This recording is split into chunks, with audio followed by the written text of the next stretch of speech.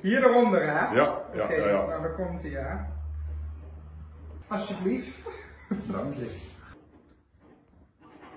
Dat is hem.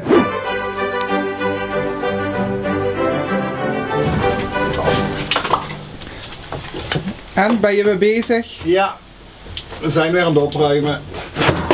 We hebben zoveel spullen. We hebben zoveel spullen omdat wij zijn gaan samenwonen. Ik weet niet meer waar we het allemaal moeten laten, eerlijk gezegd. Ik wel. Boah, ja, bij het Milieupark. Ja. Hoeveelste keer is het dat we naar het Milieupark gaan? 27 of zo. Omdat we nieuwe kasten hebben, mijn kasten hier naartoe, rommel van mij hier naartoe en dan toch maar weer wegdoen. Ja, dat is een beetje het dingetje. Sander en ik zijn dus samen gewoond. Sander had een appartement, dat is dus nu weg. Maar al die spullen zijn hier naartoe gekomen en toen hebben we daar al heel veel gesorteerd. Maar als je 2 huishoudens bij elkaar gaat doen en allebei heel veel spullen hebt, dan ja, moet er ook veel weg. En te bedenken dat we 3 weken geleden gewoon een hele aanhangwagen vol aan spullen al weg hebben gebracht. En die week daarvoor en daarvoor. En nu hebben we weer dit. We hebben een busje van mijn tante gehaald. Die gebruiken we heel vaak. Want ja, dat is gewoon hartstikke handig. Kijk hier, hoppakee. Pas gewoon alles in. Bij het Milieupark moet je dus per zak van grof vuil betalen. Dus, ik heb 1 zak. Maar er zitten er wel 5 in. Het is 1 zak. Ja. Oeh.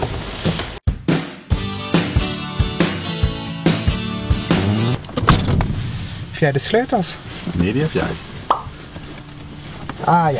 Daar gaan we. Voor laten gloeien. Zal ik rijden? Nee, dat kan ik heel goed. Ik doe even de gordel. Had je tijdens de coronatijd hier moeten komen? Hartstikke druk. Oh ja, het is coronatijd. Tijdens de lockdown. Wij vonden wel dat we op deze dag een lekkere snack hadden verdiend. En een glas wijn natuurlijk. Heerlijk. En wie is die knappe vent? Hi! En hier ging ik mijn wijn filmen en naar mijn vrienden sturen. Dus die wisten weer hoe laat het was. En wij wisten weer hoe deze avond ging eindigen. Gelukkig hebben we altijd voldoende op voorraad. Langs hoeveel steden komt de Elfstedentocht? 12?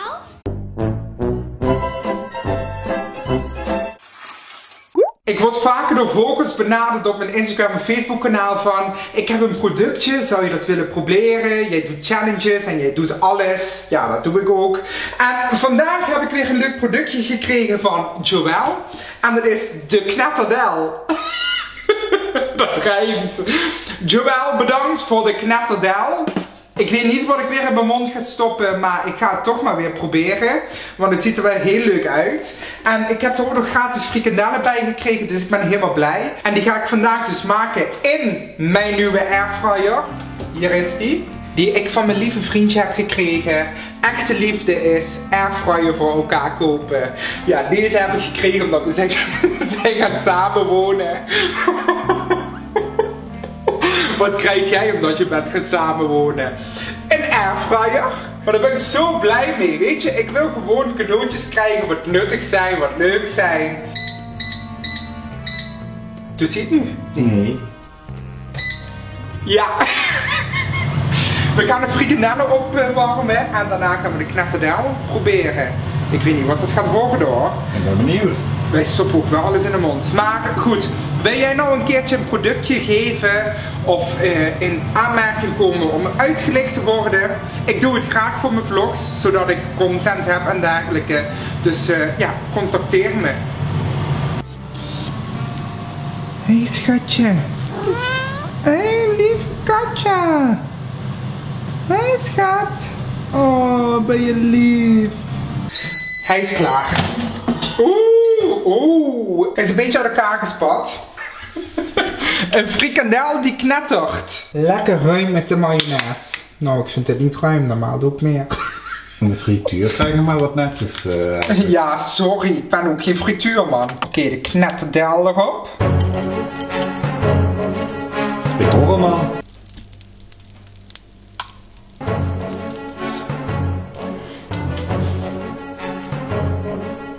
Het knettert in mijn mond. Dit is een rare gewaarwording hoor. Heel raar. Wel lekker.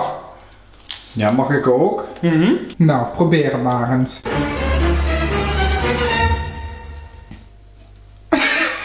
Bizar dit. Vroeger had je van die ijsjes. Ken je die nog? Ja. Met de ijsjes. Ja, dat is precies hetzelfde, alleen dit is veel lekkerder. Maar dit is echt... dit is heerlijk. Maar dit is echt een hele rare gewaarwording dit. Oh ja. Heel leuk, maar wel heel raar. En wat doen jullie op zondag? Nou, dit dus. Alles wat daar eruit valt, moeten wij opruimen. Maar goed, het zijn wel mooie bomen. Daar hebben we het graag voor over.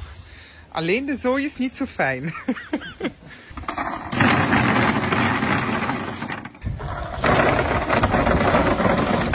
En dat gewoon elke week.